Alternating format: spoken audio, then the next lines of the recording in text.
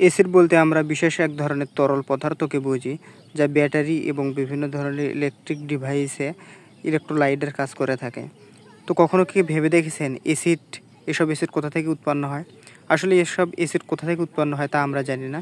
তবে গ্রাম অঞ্চলে ক্ষেতের আমন ধান কাটার পরে যে পরিত্যক্ত জমিতে এক ধরনের গাছ পাওয়া যায়, বিশেষ এই গাছের পাতা একটু মতলিয়ে নাকে ধরলে বিশেষ এক ঝাঁঝালো গন্ধ পাওয়া যায়, এবং এটিকে যদি আমরা শরীরের স্পর্শে নিয়ে আসি বা পাতাটি একটু নরম করে পেস্ট করে এটি শরীরের যে কোনো জায়গায় লাগিয়ে দেওয়া হলে এটি এক ধরনের ক্ষতের সৃষ্টি করে, যা তরল অ্যাসিডের ক্ষেত্রেও একই ধরনের ক্ষতের সৃষ্টি করে থাকে।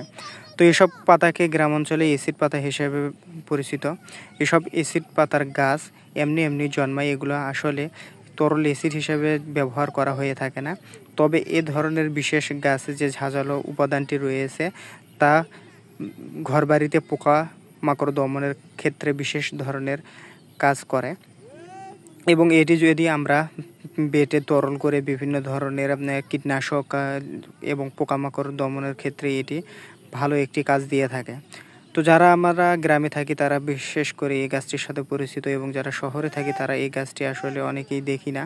তো এই বিশেষ এই গাছের আসলে অন্যান্য অনেক গুণগত মান কিংবা অনেক ব্যবহার থাকতে পারে, আমরা এসব সম্পর্কে জানি না। তবে আমরা প্রাথমিকভাবে ধারণা করতে পারছি এসব ধরনের পাতা দিয়ে কোনো কাজে আসে না। মূলত এসব ধরনের পাতা এক ধরনের কীটনাশক দমনের ক্ষেত্রে বিশেষভাবে ব্যবহার করা হয়ে থাকে গ্রামে।